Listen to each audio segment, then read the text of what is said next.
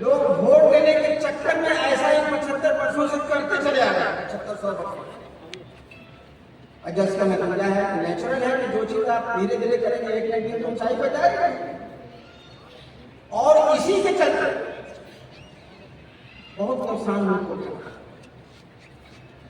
دیکھیے ہم آزاد ہوئے تھے 1947 سے، جس نے ہمارے ملک کو لوٹ کے کھوکھلا کر دیا۔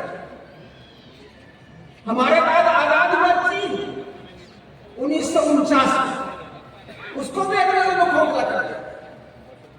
دونوں ملک آزاد ہوئے، دونوں ملک کے لیڈر تیار ہوئے، دونوں نے اپنی اپنی حکومتیں چلائی، لیکن آج رزلٹ کیا ہے؟ آج رزلٹ یہ ہے کہ چین اتنی ترقی کر گیا کہ وہ آج امریکہ سے ٹکر لگاتا ہے، جس کی دادا گیری 200 برسوں سے چل رہی ہے، اس سے ٹکر کرتا ہے۔ اور اسی وقت آزاد ہوا ہمارا کومن پرڈیش، اسی پر ووٹ کی راجنیتی ہوئی۔ اس لیے وہ ملک دیکھیے کہاں سے کہاں چلا گیا۔ محسوس کیجیے کہ جب بھی نیشنل چناؤ ہوتا یا اسٹیٹ کا چناؤ ہوتا تو لے دے کے وہی یا تو مندر مسجد یا ہندو مسلمان یا ہندوستان پاکستان، اس کے علاوہ تیسرا ایشو نہیں رہا۔ یہ ہماری سیاسی جدوں کی غلط ذہنیت ہے۔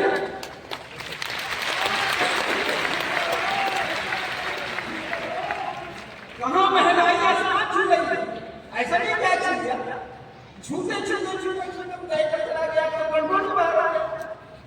کہاں بے روزگاری بڑھتے بڑھتے بڑھتے آج کنٹرول سے باہر ہو گیا۔ کہاں بھرکٹا ہوتے ہوتے ہوتے آج کنٹرول سے باہر ہو گیا۔ اس پر تو کبھی کنٹرول نہیں کیا، اس پر تو کبھی سیاست نہیں کی۔ آج بھی پورا ملک، آدھا ملک یا تو بال بدل جاتا ہے یا سوکھا پڑتا ہے۔ جس ملک کی انڈسٹری کھیتی ہو، ایگریکلچر ہو، وہاں باڑھ کے پانی کا قدر نہیں ہوتا۔ جس ملک کو سوکھا پڑ جاتا ہو، اس میں کہاں سے پانی لے اس لیے دینا نہیں۔ ہمارا ملک ایگریکلچر پہ، کھیتی پر ہونا چاہیے۔ اگر یہ صحیح کوآرڈینیشن ہونا شروع سے کھیتی پر دھیان دیتے، پانی پر دھیان دیتے، آب و ہوا پر دھیان دیتے، کس چیز کی کمی ہے؟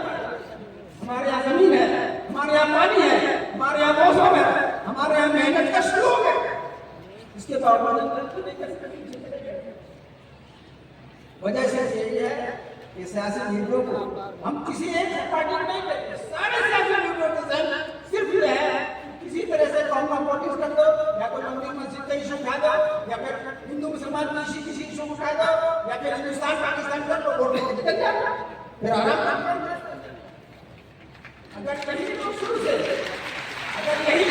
سے مہنگائی پر دھیان دیتے، بے روزگاری پر دھیان دیتے، کرپشن پر دھیان دیتے، اور سبھان پر دھیان دیتے، شراب خوری پر دھیان دیتے، منافع خوری پر دھیان دیتے، جمع خوری پر دھیان دیتے، تو آج ہمارا ملک چین سے بھی بہت آگے ہوا۔ ہمارا ملک جب تک کسی گروپ نہ ہو، لیکن ایسا ہو نہیں سکتا۔ اب تو ہم لوگ ہم اس چیز کے باشندے ہیں، ہماری ذمہ داری ہے کہ کیسے قوم میں پالیٹکس کو ہم کریں۔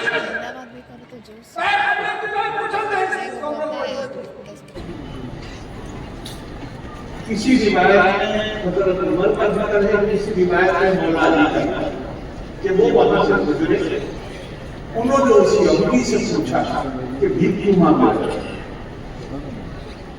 اس نے کہا کہ مجھے ایک درہم ٹیکس دینا ہوتا ہے، مجھے اب آنکھوں سے صاف نظر نہیں آتا، اب میں کما نہیں سکتا، تو بھیک نہیں مانگا تو کیا کروں؟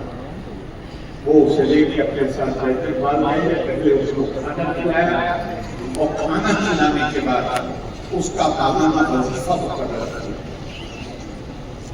اگلے دن مسجد میں نماز کے وقت اعتراض ہوا، کہا گیا کہ یہ پیسہ آپ ایک غیر غور نتیجے کا انداز ہے، یہ پیسہ آپ ایک غیر مسلم کو کیسے دلوا سکتے ہیں؟ تو انہوں نے جواب دیا کہ قرآن تو اس کا دادا تھا کہ تم یہ اعتراض کرو گے، اس لیے قرآن نے کوئی شک و شبہ نہیں چھوڑا۔ قرآن آیت کو غور سے پڑھو، غریب کمزور بے سہارا آدمی کے لیے دو الفاظ استعمال ہوئے ہیں، ایک فقیر کا لفظ استعمال ہوا ہے اور ایک مسکین کا لفظ استعمال ہوا ہے۔ قرآن نے اس میں کوئی شبہ نہیں چھوڑا، فقیر کا لفظ استعمال کیا ہے مسلمان بے سہارا کا، اور مسکین کا لفظ استعمال کیا ہے غیر مسلم بے سہارا۔ صدقہ دینے والا کوئی بھی ہو، زکات دینے والا کوئی بھی ہو، وقف کرنے والا کوئی بھی ہو، اس سے ہونے والے فائدے میں غیر مسلم غریب کو بھی قرآن حکیم نے شامل کیا ہے۔ میں آپ سے سوال پوچھتا ہوں، آج کی تاریخ میں ہمیں بتا دیا گیا ہے کہ صرف زکات صرف چند ادارے ہیں ان کو دینی چاہیے۔ کل اگر قیامت کے دن آپ کا کوئی غیر مسلم پڑوسی جو غریب اور کمزور مسکین، اس سے اگر اللہ سے شکایت کرے کہ یا اللہ آپ نے تو میں مسلم نہیں ہوں، اس کے باوجود آپ نے میرا حق قرآن میں واضح کر دیا تھا کہ میرا حق بھی ہے اس بات، لیکن انہوں نے مجھے بالکل نہیں دیا، تو کیا جواب دیں گے؟ ہمیشہ یہ زندگی عمل سے زندگی بنتی ہے، جنت بھی جہنم بھی، یہ خاکی اپنی فطرت میں نہ نوری ہے نہ ناری ہے۔ ہمارا ایک مزاج بنا گیا، ابھی ڈاکٹر الیاس صاحب نے ملت کے لفظ کی جو ان کی سمجھ ہے وہ بتا کے مجھے بڑا مطمئن کرتا، ورنہ میں اس پہ ہی کافی دیر بولنے والا تھا۔ ملت بچاؤ ملک بچاؤ، بھائی یہ زبان بدلنی پڑے۔ 1946 سے پہلے اسلام بچاؤ، اگر ملک کی تقسیم نہیں ہوئی تو اسلام نہیں بچا، مسلم تہذیب نہیں بچا، مسلم زبان نہیں بچا، ہو گئی تقسیم، بچ گیا۔ جو ملک بنایا 25 سال ایک نہیں رہ سکا، اور آج جو بچا کچا ہے وہ کئی سال اور چلے گا۔ ملک تقسیم ہونے سے پہلے، اب تو اس زمانے کے کوئی لوگ دیکھیں، 1920 میں خلافت کی تحریک چلی، خلافت بچا، جہاں خلافت کی ترکی، وہاں کے لوگ اس خلافت کو مانتے تھے کہ یہ موروثی حکومت ہے، خاندانی حکومت ہے، یہ خلافت نہیں ہے۔ عرب بھی اس سے خلافت نہیں ہے، عرب اس کی مخالفت کر رہے تھے، ترکی کے لوگوں کو اسے ختم کیا، اور ہمیں اللہ نے عجیب نگاہ کیا ہے، ہم کہہ رہے تھے گونی اماں محمد علی کی جان بیٹا خلافت کرتے، ارے 56 ملک ہیں، آپ تو اس ترکی کی خلافت میں آتے بھی نہیں تھے۔ اب دنیا میں 56 ملک ہے، تو ایک تو اپنے آپ کو خلافت ڈکلیئر کر دیتے، باقی کسی کو فکر نہیں، صرف ہندوستان میں مسلمان اور اس میں بھی اجازت صاحب میں سب جملہ کہتے جاتا ہوں، جو یہ بڑے ہیں مسلمانوں میں، یہ تو صرف لیڈرشپ دیتے ہیں۔ یہ ساری تحریکوں میں اگر نقصان کسی نے اٹھایا ہے اور قیمت ادا کی ہے تو وہ یہ والے مسلمان ہیں جو غریب ہیں، کمزور ہیں، پچھڑے ہیں۔ اسی کو جذباتی باتیں کرتے ہیں، ان کے اپنے بچے تو یہی سب سے بڑا ادارہ جسے کہتے ہیں کہ مسلمانوں کا سب سے بڑا ادارہ، امیر صاحب کے بچے امریکہ پڑھتے، غریب کے بچے مدرسے میں پڑھتے، کیوں؟ یا ایھا الذین آمنوا لما تقولون ما لا تفعلون، تم دوسرے لوگوں سے وہ بات نہ کہو جو تم خود نہیں کرتے۔ اپنے بچوں کو امریکہ بھیجتے ہیں پڑھانے کے لیے، اور آپ سے کہتے ہیں کہ مدرسوں کو بچانا ہے، اس کو غور کرنا۔ اور کیا اعمال کیا ہے، میں کسی پہ تنقید نہیں کرنا چاہتا، یہ اکیلے یمن نہیں کہ میں نے कहा गया अजीत साहब अपने बच्चों को अमेरिका भेजे, देवबंद में जो मोहल्ले में उनके बच्चे भी अमेरिका ही करते हैं। और फिर सारा निजाम देखिए, देवबंद के 2 टुकड़े हो गए आज से 25-30 साल पहले, जमीयतुल उलमा के 2 टुकड़े हो गए। बिहार में आप से कहेंगे इकट्ठे हो जाओ और खुद खानदान में चचा भतीजे इकट्ठे नहीं हो सकते। क्यों नहीं हो सकते? क्योंकि दीन अकीदे का मामला है, पेशे का मामला नहीं है। अगर आप दीन को पेशा बनाएंगे तो जायदाद के ऊपर तो भाइयों में लड़ाई हो जाती है, चचा भतीजे भी क्यों नहीं होगी। दीन को अकीदा रखने दीजिए, पेशा मत बनाने दीजिए। दीन अकीदे का दीन क्या है? आपके मोहल्ले में, मैं अक्सर ये विश्वास करता हूं, आपके मोहल्ले में कोई बहुत कमजोर गरीब आता है जिसकी 2 वक्त की रोटी का इंतजाम, आप चोरी छुपे उसकी कुछ मदद करते हैं।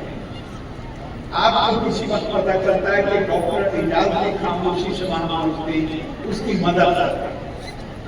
आप डॉक्टर इजाज की तारीफ करें, लेकिन मैं बहराइच से इलेक्शन लड़ता था। अगर डॉक्टर इजाज जाके बहराइच में कुछ खैर से काम करने लगे तो मैं अगले दिन से इसकी मुखालफत करना शुरू करूंगा। मुझे डर लगेगा कि ये कहीं आगे यहाँ इलेक्शन तो नहीं लड़ना चाहता। दीन में झगड़ा नहीं होता है। वमा तफर्रक़ू इल्ला मिन बादी जाअहुम इल्मु बग़यन बैनहुम। कुरान ने साफ कर दिया है कि झगड़ा हमेशा दुनियावी दौलत के लिए होता है, दुनियावी वजूहात से होता है, खुद गर्जी की वजह से होता है। झगड़ा दीन की वजह से नहीं होता, झगड़ा अकीदे की वजह से नहीं होता। झगड़ा तो तब होता है जब घर का बंटवारा हो जाता है। इसीलिए मुझे इतनी अच्छी लगती है अली शरीयत, मौलाना अली शरीयत की दुआ। उन्होंने कहा या अल्लाह हमें उनमें बनाइए जो दुनिया की रोटी खाएं और दीन के काम, और हमें उनमें से मत बनाइए जो दीन का इस्तेमाल करें दुनिया की रोटी खाने की। वो नाजायज इस्तेमाल देंगे। हमारे ऊपर जो लोग पुराने हकीम में कार्य नबूवत, प्रोफेटिक मिशन 3 आए, वयुअल्लिमुहुमुल किताब वल हिकमा वयुज़क्कीहिम। नबूवत का मकसद है लोगों को नबी बड़ा मौलिक होता है, इल्म देना, किताब का, हिकमत का और इज्जत का सिंप्लीफाई करना, उनको आप साफ करना।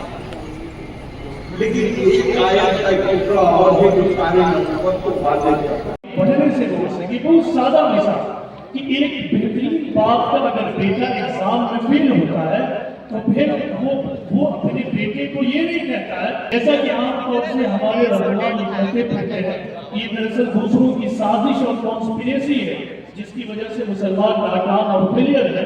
कुरान इस पूरी थ्योरी को रद्द करता है और ये कहता है कि असल प्रॉब्लम खुद तुम्हारे अंदर है, और अगर बिल्कुल कोई कॉन्स्पिरेसी और प्लॉट हो भी तो फिर अगर तुम अपनी खामियों को दूर करोगे तो फिर तुम्हारे मसाइल अल्लाह ताला ठीक करेगा। यही असल है। देखिए इस्लाम का पॉलिटिकल फिलॉसफी क्या है। सियासत कोई बड़ी चीज नहीं है, आदमी सियासत करे, लेकिन सियासत के बारे में बात के जमाने में मुसलमानों में जो मिजाज पैदा हुआ है वो ये है कि इस्टैब्लिश्ड हुकूमत से टकरा जाए।